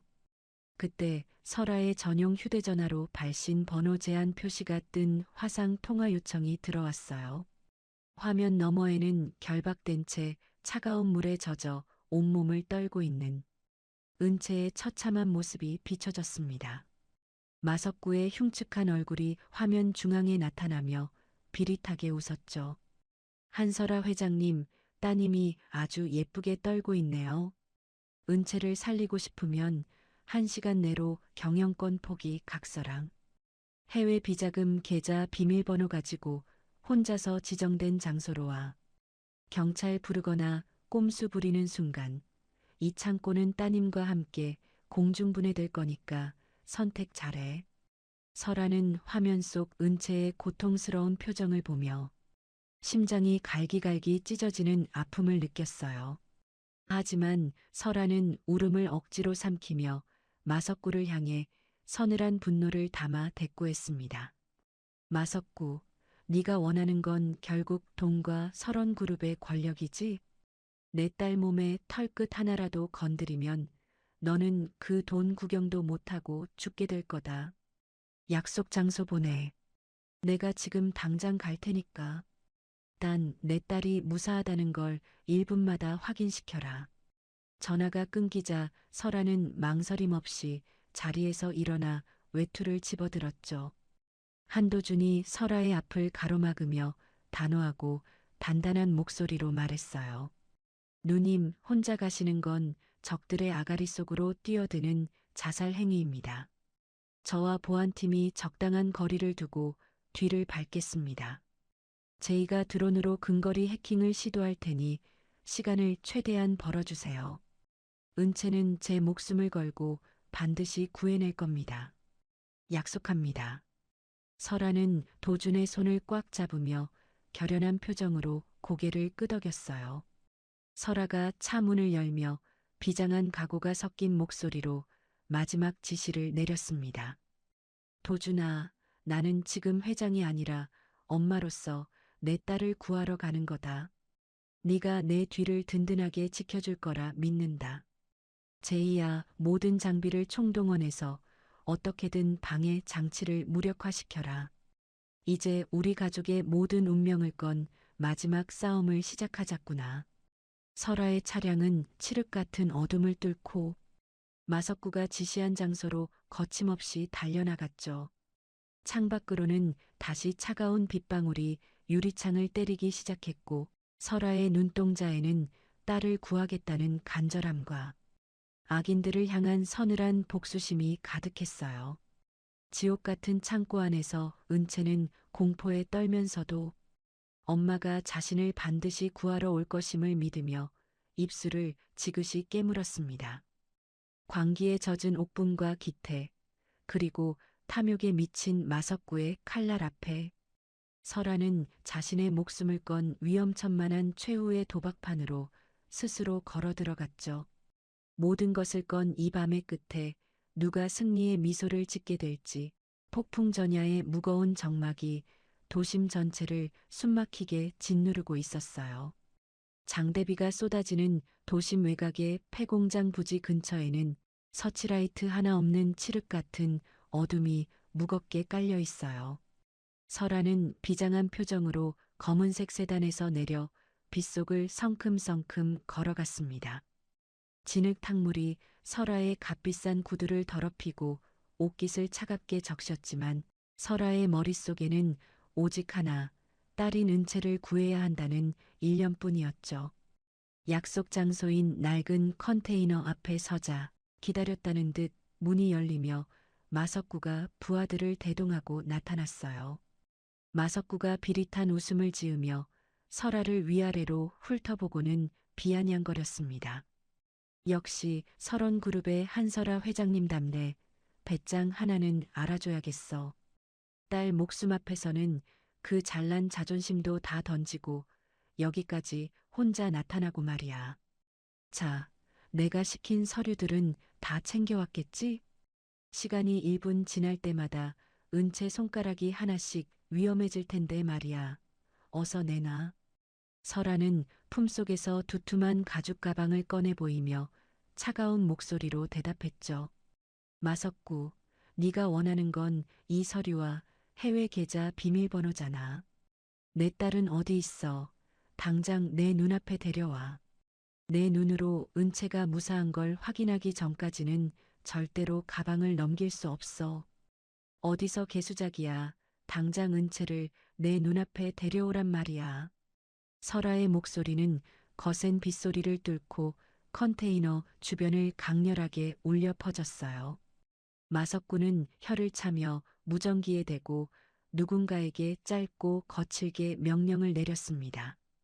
잠시 뒤 컨테이너 안쪽의 모니터가 켜지며 결박된 은채의 모습이 실시간으로 비춰졌죠. 은채는 물에 젖어 온몸을 덜덜 떨면서도 엄마를 향해 소리치려 애쓰고 있었어요. 그 옆에는 옥분이 서슬퍼런 칼을 들고 은채의 목 근처를 겨누며 광기 어린 눈빛을 보냈습니다. 마석구가 가방을 향해 탐욕스러운 손을 뻗으며 설아에게 다시 한번 으름장을 놓았죠. 확인했으면 이제 그 가방 이리 내놔. 당장. 내 인내심도 이제 바닥났으니까 멍청한 꼼수 부릴 생각은 하지도 마라. 이 가방만 넘기면 은채는 살아서 나갈 수 있을 거다. 어서 넘겨. 설아는 가방을 건네주는 척하며 슬며시 가방 손잡이에 달린 작은 버튼을 눌렀어요. 제이가 설계한 특수 마취가스 분사 장치가 작동하며 순식간에 흰 연기가 뿜어져 나왔습니다. 마석구와 부하들이 당황하여 눈을 가리고 켈록거리며 뒤로 물러나기 시작했죠. 그 틈을 타 설아가 무전기를 향해 단호하고 절박하게 외쳤어요. 도준아, 지금이야. 당장 은채를 구해. 한 놈도 살려두지 말고 내 딸부터 안전하게 데리고 나와. 그 시각 실제 은채가 갇혀있던 폐물류 창고의 지붕이 요란한 소리를 내며 깨졌습니다. 한도준과 정예 보안팀 요원들이 밧줄을 타고 번개처럼 아래로 하강했죠. 옥부는 갑작스러운 습격에 비명을 지르며 칼을 휘두르려 했지만 한도준이 공중에서 날린 강력한 발차기에 맞고 저 멀리 나가떨어져 비명을 질렀어요. 한도준이 결박된 은채를 감싸 안으며 주변 요원들에게 짧고 굵게 명령했습니다. 은채 아가씨 확보, 주변에 있는 자들 전부 생포해라. 한 놈도 빠져나가지 못하게 통로를 전부 차단하고 저 여편이가 헛소리 못하게 당장 수갑 채워. 은채는 결박이 풀리자마자 한도준의 품에 안겨 참았던 눈물을 왈칵 터뜨렸죠. 은채가 떨리는 목소리로 한도준의 옷자락을 붙잡으며 다급하게 물었어요. 삼촌, 엄마는요? 엄마는 괜찮은 거예요? 마석구가 엄마를 해치려고 함정을 판 것 같아요. 제발 엄마를 도와주세요. 나 때문에 엄마가 잘못되면 저는 정말 살 수가 없어요. 한도준은 은채의 어깨를 든든하게 다독이며 다시금 매서운 눈빛으로 주변을 살폈습니다. 한도준이 무전기에 대고 상황을 보고하며 은채에게 대답했죠. 걱정 마라, 은채야. 누님 곁에는 우리 정예 요원들이 이미 매복해 있다. 마석구 그놈은 이제 끝난 목숨이야. 제이야, 방해 장치 해제는 다 끝났니? 지금 당장 경찰들 진입시키고 마석구 일당의 도주로를 막아라. 지금 당장. 창고 구석에 숨어 상황을 지켜보던 기태는 경찰들이 들이닥치자 혼비백산했어요. 기태는 혼자 살겠다고 비명을 지르며 엄마인 옥분조차 버려둔 채 뒷문으로 달려나갔습니다. 하지만 창고 입구를 지키고 있던 경찰들이 기태의 앞을 가로막고 바닥에 눕혔죠. 경찰이 기태의 양팔을 거칠게 꺾어 누르며 차갑고 단호하게 말했어요. 고기태 씨, 당신을 납치 및 감금 공모 혐의로 긴급 체포합니다. 자기를 낳아준 어머니까지 버리고 도망가는 꼴이 참 가관이군요. 변호사 선임권이고 뭐고 당신은 이제 끝났어. 순순히 수갑차. 기태는 바닥에 얼굴을 처박은 채 비굴하게 울먹이며 목이 터져라 소리쳤습니다. 내가 한 거 아니에요. 마석구가 시켜서 억지로 한 거란 말이에요. 저 진짜 억울해요, 은채야. 나 좀 살려줘. 나 감옥 가면 죽어. 제발 한 번만 용서해줘. 기태의 비겁한 외침은 세차게 내리는 빗소리에 묻혀 허망하게 흩어져 갔죠. 한편 가스 연기가 거친 컨테이너 앞에서는 경찰들이 마석구를 완전히 포위했어요. 마석구는 끝까지 저항하려 가슴팍에서 권총을 꺼내려 했지만 설아의 등 뒤에서 나타난 잠복 경찰들이 마석구의 손목을 단숨에 제압했습니다. 설아가 빗물에 젖은 머리카락을 쓸어 넘기며 마석구에게 천천히 다가갔죠. 설아가 분노와 멸시가 섞인 목소리로 마석구에게 강하게 쏘아붙였어요. 마석구, 너 같은 인간이 우리 가족을 무너뜨릴 수 있을 거라 생각했니? 내 탐욕이 오늘 너를 이 차가운 수갑 속으로 끌어들인 거다. 평생 감옥에서 네가 저지른 추악한 죗값을 치르며 썩어가거라. 다시는 이 세상 빛을 보지 못하게 만들어줄 테니까. 마석구는 수갑이 채워진 채 바닥에 가래침을 뱉으며 설아를 죽일 듯 노려봤습니다. 마석구가 광기 서린 눈으로 낄낄대며 큰 소리로 웃어댔죠. 한설아, 네가 이긴 것 같지? 세상 참 우습게 돌아가는구나. 언젠가 다시 나가면 내 딸년 목부터 따버릴 테니 어디 한번 잘 버텨봐. 나는 절대로 여기서 끝나지 않아. 반드시 다시 돌아온다. 하지만 마석구의 위협은 제이가 보낸 결정적인 소식 한 방에 와르르 무너졌어요. 제이가 현장에 도착해 노트북을 펼쳐 보이며 마석구를 한심하게 쳐다봤습니다. 아저씨, 아직도 상황 파악이 안 되세요? 방금 아저씨가 해외로 빼돌리려던 그 전 재산들, 제가 전부 동결시켰거든요. 이제 아저씨는 변호사 선임할 돈 한 푼도 없는 알거지 신세가 됐다고요. 당신이 믿던 그 조직들도 이미 경찰에 꼬리 자르기 당했으니까 꿈 깨시죠. 마석구는 제이의 말에 큰 충격을 받은 듯 그대로 무릎을 꿇고 주저앉았죠. 옥분 역시 창고 안에서 요원들에 의해 머리채가 휘날린 채 밖으로 끌려 나왔어요. 옥분은 헝클어진 머리로 은채를 보며 악담을 퍼부으려 했지만 아들인 기태가 수갑을 찬 채 경찰차에 오르는 모습을 보고는 미친 듯이 오열했습니다. 옥분이 가슴을 쥐어뜯으며 진흙 바닥을 뒹굴며 소리쳤죠. 기태야, 내 새끼 기태야. 너희가 감히 내 아들을 잡아가. 이 나쁜 년들아, 내 아들 살려내라. 우리가 무슨 잘못을 했다고 이래. 우리가 억울해서 어떻게 살아, 이 도둑년들아. 은채는 옥분의 절규를 지켜보며 연민 대신 차가운 냉소만을 보냈어요. 은채가 옥분에게 다가가 낮은 목소리로 단호하고 분명하게 말했습니다. 아줌마 마지막까지 정말 추하고 역겨우시네요. 당신 아들이 당신을 쓰레기처럼 버리고 도망가는 거 두 눈으로 보셨잖아요. 당신들이 비웃었던 우리 엄마와 나의 소박한 삶이 당신들의 그 천박한 욕심보다 수천 배는 더 고귀하다는 걸 이제 아시겠어요? 비가 점차 잦아들고 새벽 공기가 선선하게 불어오기 시작했죠.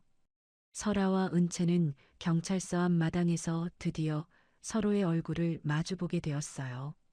설아가 은채를 품에 꼭 안으며 흐느끼는 목소리로 간절하게 말했습니다. 은채야, 정말 미안하다. 이 못난 엄마를 용서해다오. 나 때문에 네가 이런 끔찍한 일을 겪게 해서 정말 가슴이 찢어지는 줄 알았어. 이제 다 끝났다. 우리 딸, 이제 다시는 무서운 일 없게 엄마가 꼭 지켜줄게.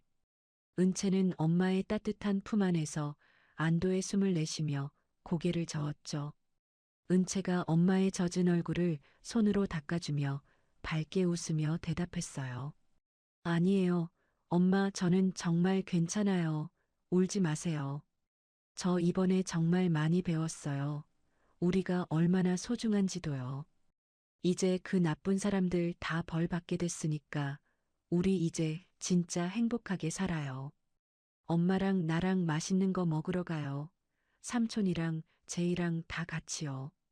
한도주는 조카와 누나의 재회를 흐뭇하게 바라보며 보안 요원들에게 철수 명령을 내렸습니다.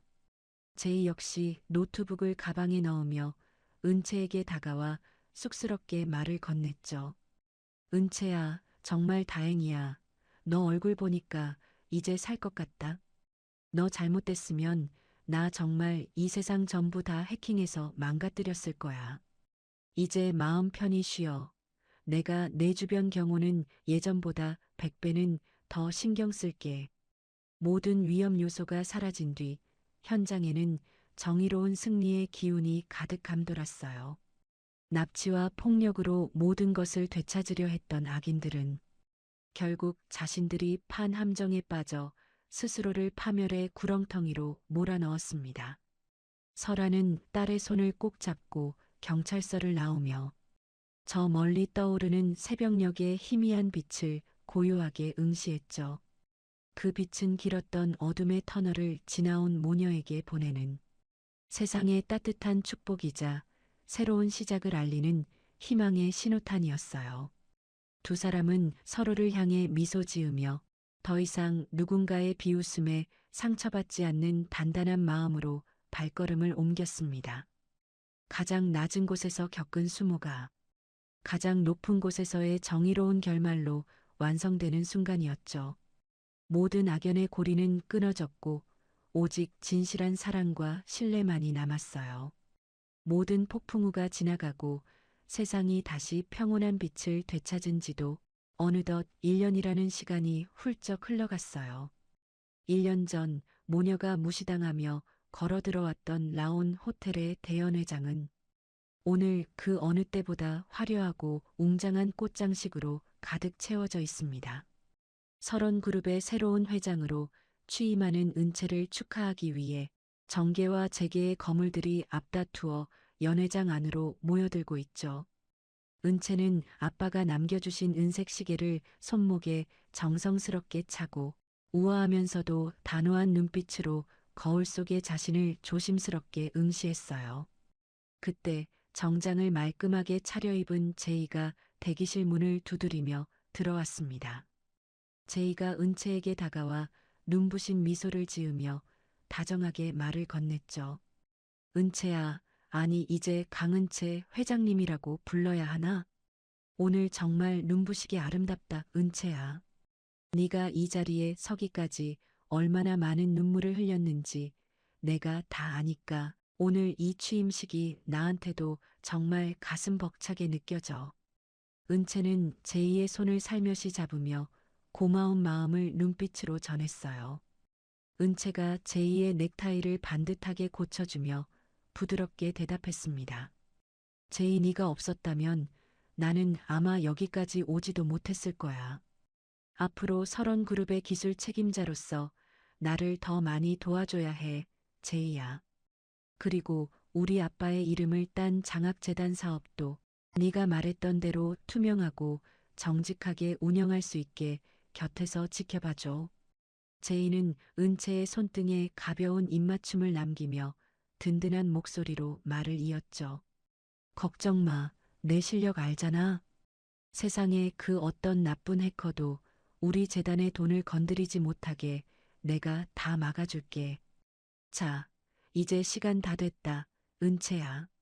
세상에서 가장 멋진 회장님의 모습을 사람들에게 보여주러 가자. 내가 내 뒤를 든든하게 지키고 있을게. 은채는 제이와 함께 연회장 문을 열고 당당하게 걸어 나갔어요. 수백 명의 하객이 일제히 일어나 박수를 보냈고 은채는 단상 위에서 낮은 곳을 살피는 경영을 하겠노라 힘차게 선언했습니다. 단상 아래에서 이를 지켜보던 설아는 손수건으로 눈가를 훔치며 미소 지었죠. 취임식이 끝난 후 호텔 근처의 한적한 골목 안쪽에는 향긋한 꽃냄새가 가득한 작은 꽃집 하나가 자리를 잡고 있어요. 일선에서 물러난 설아는 앞치마를 두르고 꽃가지들을 정성스럽게 다듬고 있었습니다. 그때 취임식을 마친 은채가 꽃집 문을 열고 밝은 목소리로 들어왔죠. 엄마, 저 왔어요. 취임식 무사히 잘 끝냈어요. 삼촌이랑 제이도 밖에서 기다리고 있는데 엄마가 제일 좋아하시는 프리지어 꽃다발 만들어서 같이 가요. 엄마. 설아는 꽃가위를 내려놓고 딸을 향해 인자한 웃음을 지어 보였어요. 설아가 은채의 분홍빛 뺨을 부드럽게 어루만지며 대견하다는 듯이 말했습니다. 그래, 우리 딸 정말 고생 많았다. 장하다 은채야. 이제 네가 이끄는 설원그룹은 1년 전에 그 천박한 모습과는 전혀 다를 거야. 은채야, 내가 이 꽃집을 하는 이유를 이제는 조금 알겠니? 아무리 비싼 명품을 걸쳐도 마음속에 향기가 없으면 그건 그냥 시들어버린 조화와 다를 바 없는 거란다. 은채는 엄마의 따뜻한 손을 꼭 잡으며 고개를 깊게 끄덕였죠. 은채가 엄마의 말씀을 가슴 깊이 새기며 진심을 담아 대답했어요. 네, 엄마. 1년 전 그 호텔 방에서 뼈저리게 깨달았어요. 사람을 차 종류나 옷차림으로 비웃던 그들이 얼마나 가여운 사람들인지 말이에요. 저는 엄마처럼 주변을 따뜻한 향기로 채우는 그런 사람이 될게요. 아빠가 하늘에서 보셔도 정말 기뻐하시겠죠, 엄마. 설아는 은채를 품에 꼭 안으며 창밖의 맑은 하늘을 올려다봤습니다. 모녀가 행복한 대화를 나누며 웃음꽃을 피우고 있을 때 꽃집밭길 건너편에는 남루한 차림의 한 여인이 전단지 뭉치를 들고 서 있어요. 1년 전 그토록 화려했던 옥부는 이제 머리가 하얗게 새고 거친 손으로 전단지를 행인들에게 돌리며 하루하루를 비참하게 연명하고 있었죠. 옥부는 찬 바람이 부는 길바닥에서 낡은 목도리를 여미며 옆에 앉은 기태를 나무랐어요. 기태야, 너는 사내 자식이 돼서 그저 멍하니 앉아만 있을 거야? 이 전단지 다 못 돌리면 오늘 저녁에 라면 한 봉지도 못 사 먹어, 기태야. 어쩌다가 우리 집안이 이 지경이 됐는지 정말 꿈만 같구나. 그 독한 모녀만 아니었어도 내가 이런 개고생을 안 했을 텐데 억울해 죽겠다. 다리가 불편해 지팡이를 짚고 앉아있던 기태는 옥분의 구박에 짜증 섞인 목소리로 대꾸하며 일그러진 얼굴을 했습니다. 엄마, 제발 그놈의 소리 좀 그만하세요. 귀에 딱지 않겠어요. 벌써 1년째 똑같은 소리만 하면 뭐가 달라지냐고요? 나도 일하고 싶어도 다리가 이 모양이라 아무 데서도 안 써준단 말이에요. 그때 은채한테 그렇게까지 하지 말았어야 했는데 이제 와서 후회하면 뭐 하냐고요. 엄마 때문이잖아요.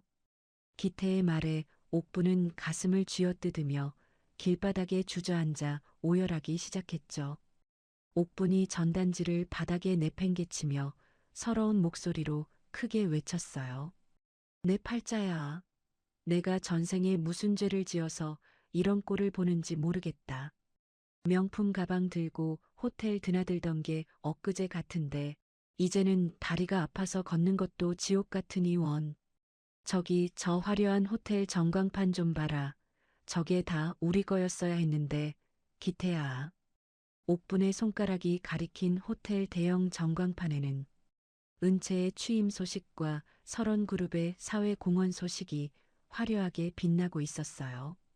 옥부는 전광판 속 은채의 당당한 모습을 보며 넋을 놓았지만 지나가던 행인들은 남루한 차림의 옥분을 피하며 짜증 섞인 목소리를 냈습니다.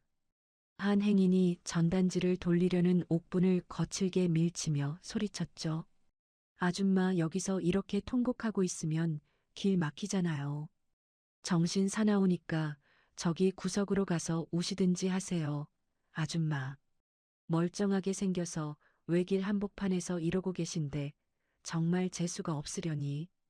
옥부는 행인의 무시 섞인 발언에 대꾸도 하지 못한 채 고개를 푹 숙이고 바닥에 떨어진 전단지를 주섬주섬 다시 모았어요. 1년 전 은채 모녀가 호텔로 걸어올 때 자신들이 던졌던 비웃음이 이제는 수만 배의 무게가 되어 자신의 어깨를 짓누르고 있다는 사실을 옥부는 이제야 뼈저리게 느끼며 마른 눈물을 훔쳤습니다. 어느덧 해가 뉘엿뉘엿 지고 세상이 붉은 노을로 물드는 평화로운 저녁이에요. 은채와 설아는 꽃집 문을 잠그고 산책로를 따라 천천히 걷기 시작했죠. 두 사람은 1년 전처럼 여전히 화려하지 않은 수수한 차림이었지만 그들의 발걸음은 그 어느 때보다 가볍고 당당하게 대지를 밟았어요. 호텔 앞 광장을 지나가던 중 은채는 잠시 멈춰서서 자신들이 처음으로 무시당하며 걸어왔던 그 자리를 물끄러미 바라봤습니다. 설아가 은채의 손목을 따뜻하게 감싸주며 부드러운 목소리로 물었죠. 은채야, 무슨 생각을 그렇게 골똘히 하고 있니? 혹시 다시 그때의 서러운 기억이 떠올라서 마음이 아픈 거니, 은채야?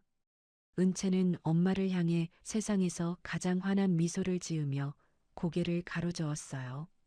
은채가 노을빛에 반짝이는 아빠의 시계를 소중하게 매만지며 대답했습니다. 아니요, 엄마. 그냥 감사하다는 생각을 하고 있었어요. 그때 우리가 걸어왔기 때문에 저 사람들의 추악한 본 모습을 볼 수 있었고 덕분에 진짜 소중한 가치가 무엇인지 배울 수 있었잖아요. 가난해서 어쩔 수 없이 걷는 게 아니라 자유롭고 당당하기 때문에 내 발로 걷는 이 기분이 정말 좋아요, 엄마. 설아는 딸의 성숙한 대답에 만족스러운 듯 고개를 깊게 끄덕였죠. 설아가 저 멀리 타오르는 노을을 응시하며 깊은 울림이 있는 목소리로 덧붙였어요. 그래, 은채야. 진짜 부자는 많이 가진 사람이 아니라 자신이 가진 것을 올바르게 쓸 줄 아는 사람이라는 걸 잊지 마라. 오늘 우리가 걷는 이 길 위에 누군가를 비웃는 가시돋친 대신 따뜻한 배려의 씨앗을 심으며 가자꾸나. 그게 바로 내 아빠가 너에게 물려주고 싶었던 진짜 유산일 거야. 두 모녀는 서로의 어깨를 감싸 안으며 노을 속으로 천천히 걸어 들어갔습니다. 뒤편에서는 여전히 옥분의 초라한 곡소리가 희미하게 들려왔지만 은채와 설아의 당당한 발걸음 소리에 묻혀 곧 흔적도 없이 사라졌죠. 세상은 이제 그들을 서런 그룹의 회장 모녀가 아니라 진정한 품격과 고결한 인격을 갖춘 사람으로 오랫동안 기억할 거예요. 가장 낮은 곳에서 겪었던 수모는 가장 높은 곳에서의 정의로운 승리로 피어났고 그들의 삶은 이제 세상에서 가장 아름다운 향기를 내뿜으며 흐르고 있습니다. 진실한 사랑과 굽히지 않는 신념이 만들어낸 위대한 반전의 서사는 그렇게 시청자들의 가슴 속에 깊은 여운을 남기며 찬란한 마침표를 찍었죠. 두 사람의 그림자가 길게 늘어진 산책로 위로 행복한 웃음소리가 기분 좋은 바람을 타고 멀리 멀리 퍼져나갔어요. 품격이란 거칠애가 아니라 가장 낮은 곳에서도 잃지 않는 자존감이라는 사실을 증명하면서 말입니다. 겉으로 보이는 화려함이 전부가 아니라는 것을 오늘 이야기가 참 시원하게 보여준 것 같습니다. 남을 무시하고 욕심만 부리던 그 집안의 비참한 결말을 보니 역시 인과응보라는 말은 틀린 게 하나 없네요. 진짜 명품 같은 사람은 비싼 옷을 입은 사람이 아니라 남의 마음을 헤아릴 줄 아는 따뜻한 향기를 가진 사람입니다. 우리 구독자님들도 은채와 설아처럼 어떤 상황에서도 기죽지 말고 늘 당당하고 기품 있는 삶을 살아가시길 진심으로 응원하겠습니다. 오늘 들려드린 이야기가 여러분의 답답했던 마음을 조금이나마 환하게 밝혀드렸기를 바랍니다. 이야기를 끝까지 들어주신 분이 계시다면 잘 들었다고 댓글 하나만 남겨주세요. 지금까지 똑순이 사랑방이었습니다. 감사합니다.